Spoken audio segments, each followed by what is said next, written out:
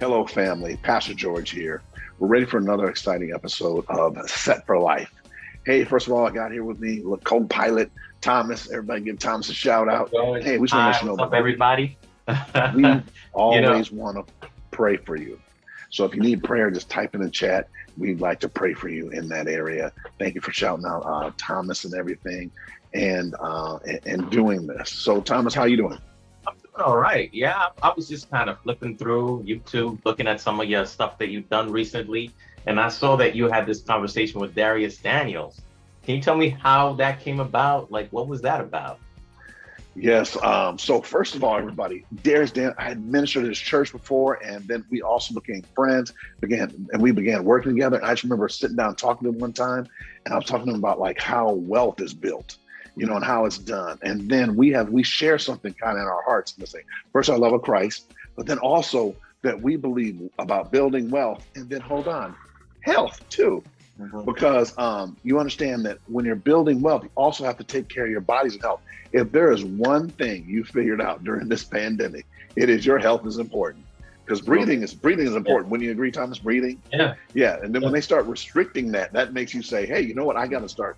So number one, we want to focus on health. There's two areas of health that you want to focus on.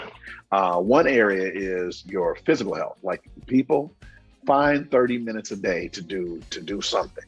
Thomas, as you remember from my book, Set for Life, I went out and interviewed a whole bunch of trainers. And I said, what's better, riding a bike, running, jogging, doing burpees, doing all the different workouts. I talked to them trainers, and guess what those people that have been doing it over 20 years said? Whichever workout you'll do. One you're gonna Whichever one do, you'll do. right? Like, I do not like running. Unless That's you the chase best me. one, the I don't one like you running. you do, right? Whichever one you do. Yeah. And then the second thing is mental health. And in doing that, and we'll come back to those because things we'll talk about in the playlist. But then also there's health and then there's wealth. So we talk heavily about building wealth and using building wealth techniques and everything like that. All right, so Thomas, I'm gonna ask you a question kind of now, or let's have another talk a little bit about this instead. As you know, I've been doing everybody in the month of August, we had used our top videos that people had liked and everything. I had Danette come and everything like this. And Thomas just has a very large experience. So he helps me with all my books, all the things, area of finances with kids. He's done the children and investing and everything. What makes you think, what do you think is so important about building generational wealth, or how do you feel about building wealth? So for me, it's really I have three kids, and so when you're a parent, when you're a father, you can't avoid thinking about generational wealth, as you're always thinking about how am I going to make things better for those that are coming after me. And so when I think about how I grew up and what my parents poured into me, I realized that there's something they did that they allowed me to be able to do things they weren't able to do. So I want to roll that over to my kids. Right. So really important to think beyond myself and the next day, but think the next year, the next decade, the next Right. couple of decades in terms of how you're going to invest into these children. Gotcha. So everybody, let's look at some of the things he just said. Number one is you think beyond yourself. And that's one of the things you always do when you're a parent. Like you don't ever just go in a store and then say, let me just get one bar. Like you say, well, I got to go to, well, first of all, now after you have children, I think they give you a membership because you have more than two kids. They give you a membership at Costco. It needs to come with that when you leave the hospital. But like you're always thinking about other people. When you get married, you start thinking about, hey, your wife, because two become one. You start thinking about things. So generational wealth, though, is built two ways, okay? Number one is you need to build wealth. Remember, people at different levels, struggling, sinking, steady, solid, surplus, service. Want more information about that? Those are all in the books, and we do those. That you want to get to the next level. But also, the second part of it is knowledge. You have to teach your children knowledge, and we do that. And me and you made videos on this, and we think it's very important because there's this thing out there, everyone, is called inflation. Things are costing more and more, so we have to learn how to manage them, how to put them together, and also how to do that.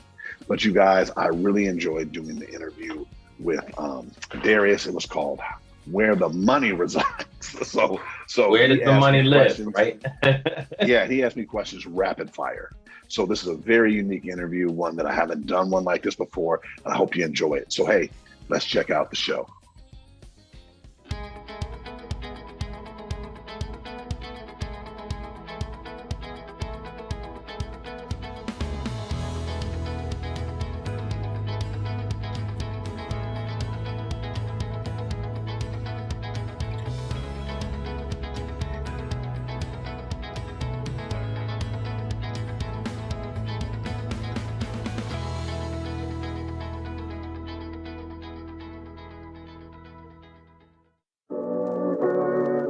You're listening to the Darius Daniels Podcast.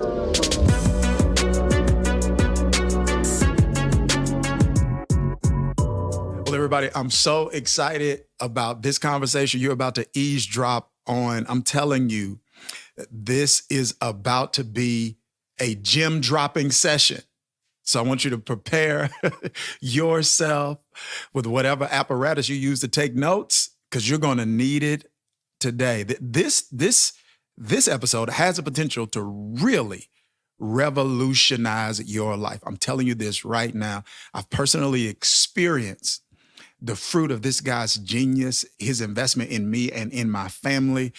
His wisdom is, in my opinion, unparalleled, and he's been the most significant financial voice in my life. And so I am proud to have him for the first time, not the last, on the Darius Daniels Podcast, George Thompson, all the way from Los Angeles, California. What's up, George? I am so glad to be here. Thank you so much. Man, listen, I am really, really excited about our conversation. I want to dive right in, but before I do, could you just, your story I think is amazing.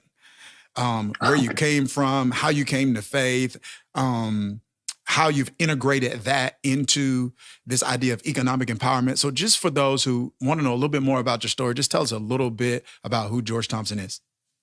All right. Hey, just really quickly, grew up in the Midwest, grew up in Minnesota. And then I actually played volleyball in college, and I played out at Pepperdine out here.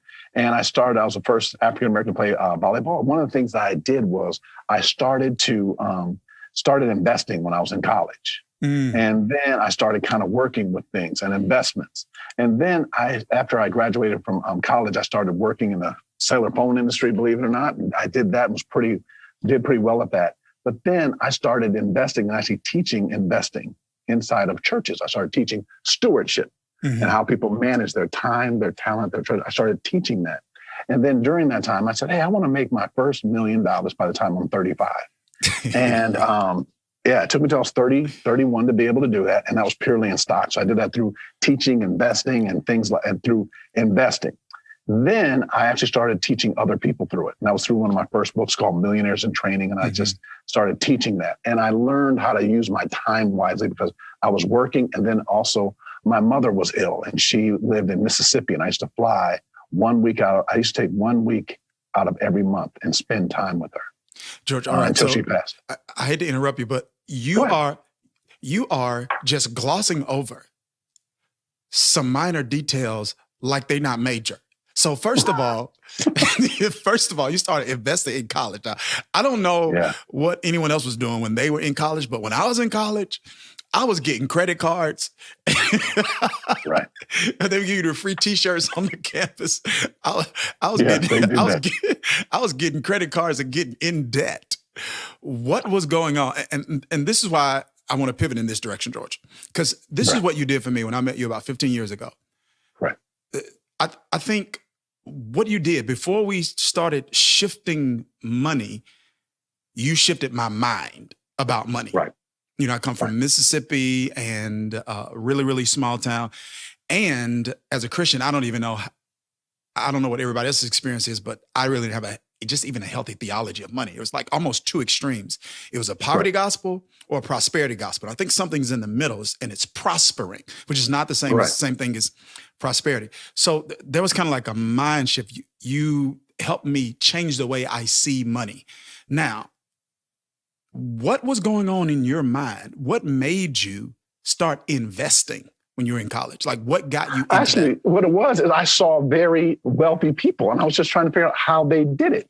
And then I just started asking them questions. So I was an athlete, so I would sit down and actually talk to donors or just talk to people and I asked them how they did it. And they'd say, oh, I own these stocks. I do this, I do that. Or I watch people at that time pay people's full tuition and watch people do that. And I said, how do they do that?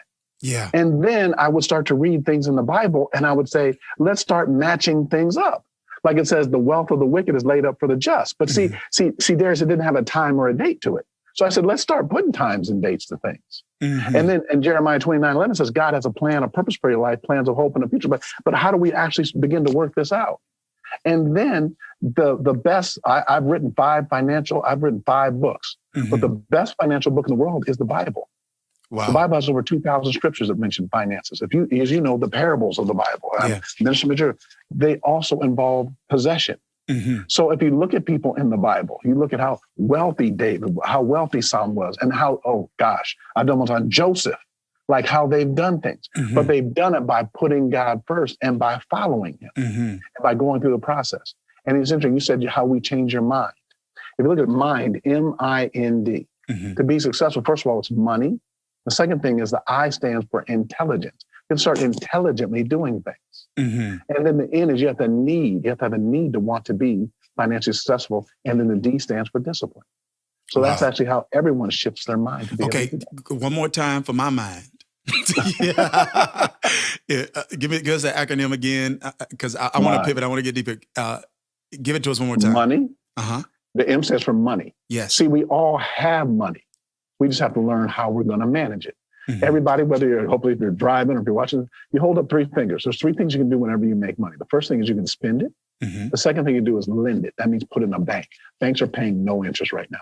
The third thing you do is own something. So right now, let's take an inventory right now.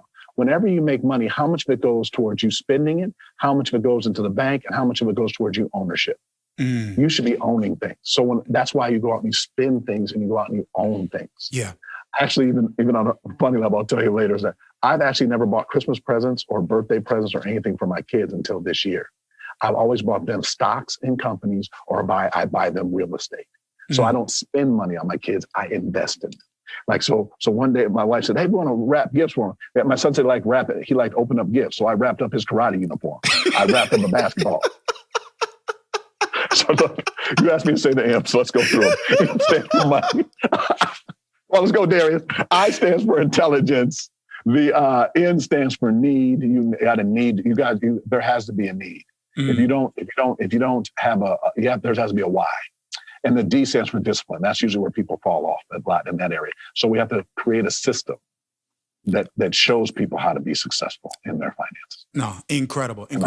So the way you frame this is, I think, really important. And I really want us to dig in here because it was really, really helpful for me.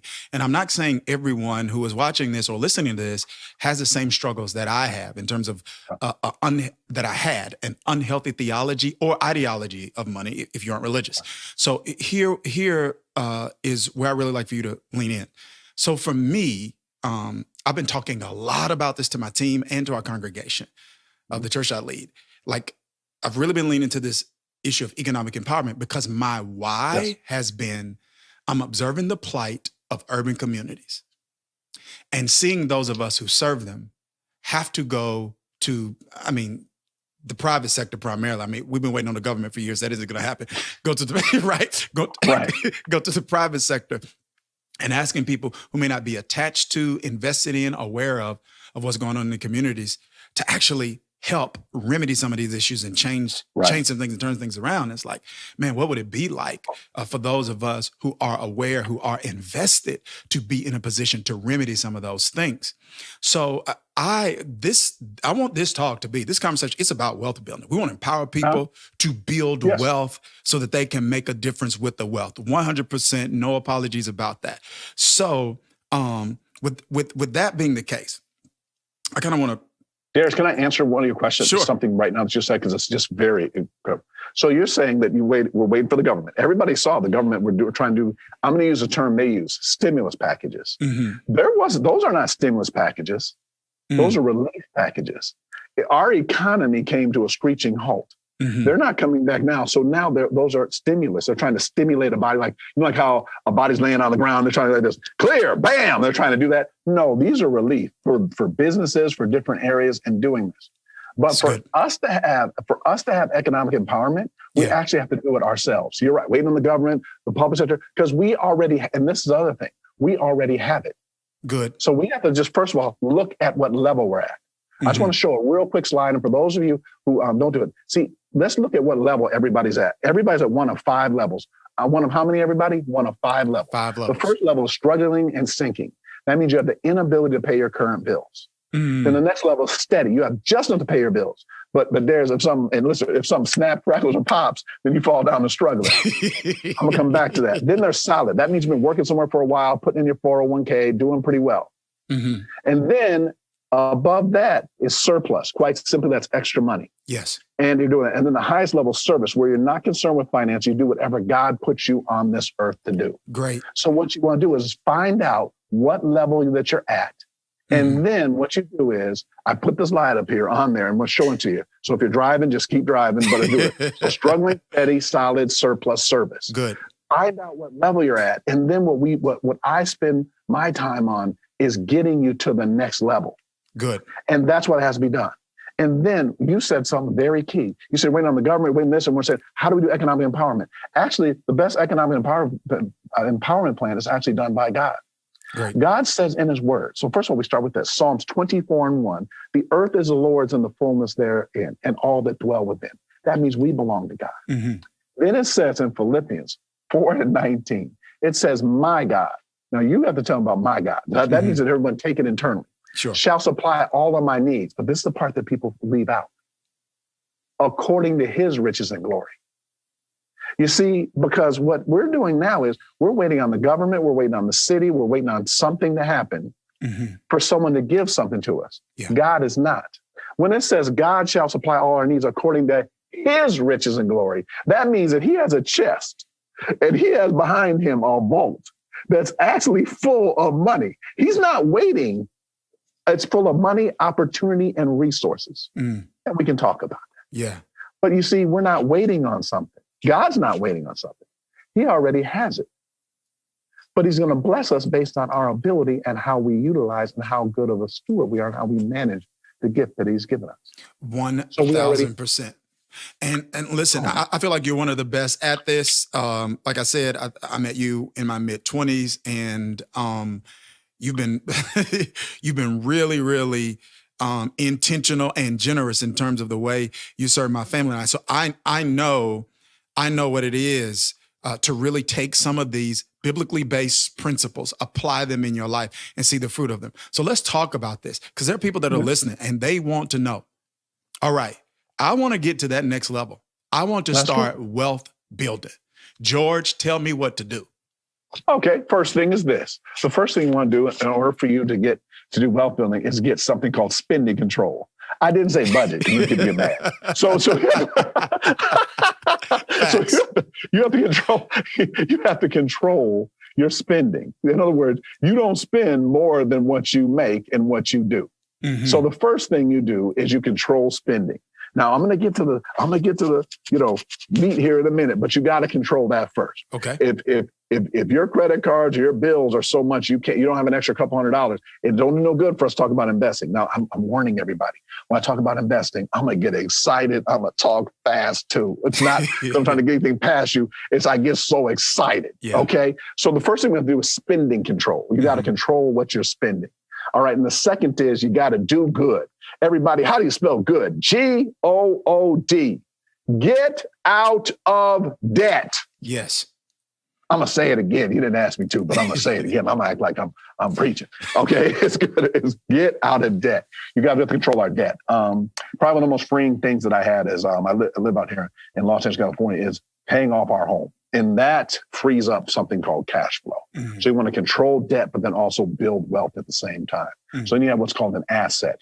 There's something called a liability. A liability is a debt, and there's something else called an asset. An asset grows. Mm-hmm. And the Bible says every good and perfect gift comes from above. So what happens is God is blessing you. And then what happens is he blesses you to be a blessing. So you want to get a blessing, and then it just goes away. Mm-hmm. So what you want to do is you want to do wealth building. Then after the second thing, so where we went over first is that we do spending control. Second is we do debt. This is the recipe. I'm giving the whole recipe, man. Third is that you want to do something called save-vesting. Before you say, George, what is save-vesting? What's that word? Isn't in the dictionary. I made that word up. It's saving and investing at the same time. Saving in the bank does not work. So you have to invest your money, and then you're going to start doing things. So just think about now all the things that you spend money on, and all the things that you do. If you're on Facebook, look at those. Those are companies. So by the way, not getting on stock, I'm just giving you examples of things. We did a financial fast.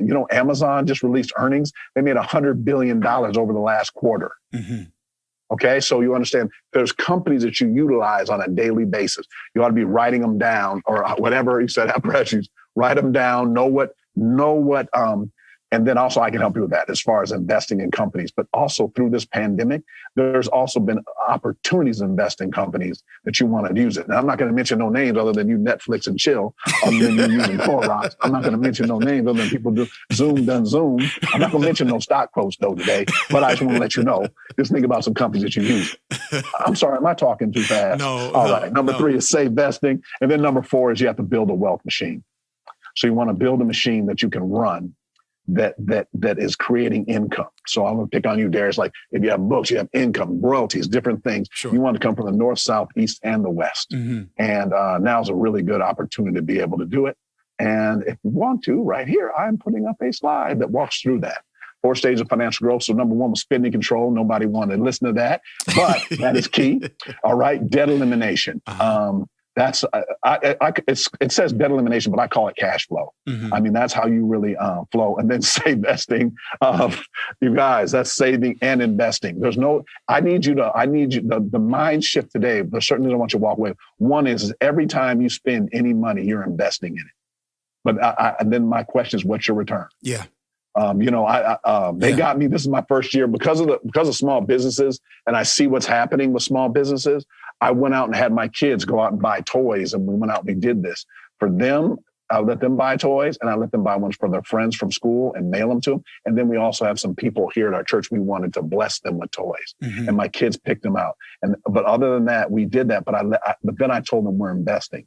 And then that number 4 is building a wealth machine. That's Darius, I'm sorry, I have to come back and talk about that's you guys build something that you can pass on, because what that really is that's building generational wealth. Okay, George, let's pause right there. Yes. I want us to lean into number 4 for just a minute, okay? Because I think that's also where listeners are probably wondering, okay, can we dig a little deeper here and get some, practical next steps in terms of what that looks like? Now, there's something I want to throw out too that I think is really important when it comes to like building a wealth building machine, and that is increasing your acumen in an area. So this is something I don't know if people you want to get good at something, right? So like you mentioned like, okay, books, and book. It's like, okay, you want to write a book, but first of all, you want to have something to say. So I feel like that's a piece, like when it comes to a lot of the motivational talk that's out in kind of the atmosphere now about wealth building. There is very little talk about the importance of being excellent at something and putting in the work to develop a skill that becomes a stream that creates other streams from that skill. And it's, and I don't think anybody was born, this is just where I am theologically. I don't believe that anybody was born without some degree of genius somewhere. You just got to tap into it, put the work in, and develop it. So like I'm a communicator. I talk. Right. But I've been memorizing a word from the dictionary. I hadn't done it much recently. But I was memorizing one word 8 week from the dictionary, George, every week since I was 19. So it's like, I just didn't get up all of a sudden. And because I pray a lot, I can speak. It's because since I was 19 years old, I was reading my Bible during my devotional time, and I was memorizing a word from the dictionary once a week. I've got two bins somewhere. I don't even know where they are. 2 or 3 huge tubs filled with, George, you remember these VCR tapes. Cassette tapes, cassettes, and CDs of communicators that I would listen to and learn and hone my craft. And I would speak in the car and speak to myself and speak out in the woods in Mississippi. So, you invest, et cetera, but you're good at it. You took the time to get good at it. And I just wanted to kind of throw that out there before you get a little more practical with this, because I think that's something that people really skip over from time to time. But what you said is very key. And also, just so you know, whoever told you to start studying one word a week, that's actually how you become a genius, is that you start to do that after 365 days. Like you start to learn it because it's not only the word that you're learning, it's the words around the words. Mm-hmm. And that is awesome. That is awesome that you did that. And that's something that I'm starting actually with my kids and doing that. Yeah. And because that's why that's why it's so valuable what you do, Darius, is because people see the stuff and it may make it look easier. They see how I buy properties and they see how it looks easy, or they see how I buy stocks, it looks easy, but actually there's a lot of work behind it. Yeah. So you have to put in the work. So one of the things is also, as you're looking out there and everyone who hears these experts, one of the challenges I have is that there's people out here that are relationships experts and they've never been married. And you got these workout people who've never been, you know what I mean? I can turn the camera on, but yes. when you get a gold medal, like I played on, when you get a gold medal, the only way to get those are you got to defeat a champion, you got to outlast everybody, or you got to come in first place. Yeah. And there's people that are saying how to do these things, but they actually haven't done it. Great. So that's one of the things is you want to work with people that are saying to invest, but they've never invested, or they're doing this. That's why I make sure you go through the process. And there's a steps. Remember the struggling, sinking, steady, solid surplus, that you're going to the one step, to the next step, to the next step, to the next step. Yeah. But also something you said very key about building a wealth machine is this. The Bible says in Ephesians 2:10 that we're uniquely made. Mm-hmm. And when you become saved, there's a special gift. There's something special about you that there's no one else in the world like that. Mm-hmm. I'm a twin. And I have twins, and we all have different fingerprints, but we all have the same DNA. Mm-hmm. You have DNA, but there's something special about you. And what we want to do is use that to glorify the kingdom. Yes. And then you'll be blessed. Yeah. That's the order. Yeah. Can I have an amen, somebody? Yeah. So that's it. That's a spot on. So let's lean into that a little bit more, right? Okay. So you've got the skill or whatever that you're doing that's trying to produce that hopefully in some way that people are going to have, and this is a whole nother thing, right? That people should value. Like if you got something, you're adding value to people should value for that. You for that, if that makes sense. Like, that should be. And that means pay, right? Yeah, value 100%. Yes. Thank you. All right. Right. So we'll translate that. Yeah, right. That means that makes pay. sense. Yeah. Right. So if you're adding value, people should value that, and the value, it's compensation. Hello, family. I hope you enjoyed that interview. But anyway, that's just part of it. We're going to show another part of it, or the rest of it, on our next episode. I look forward to seeing you there. And hey, have a blessed day. Yeah. See you next time.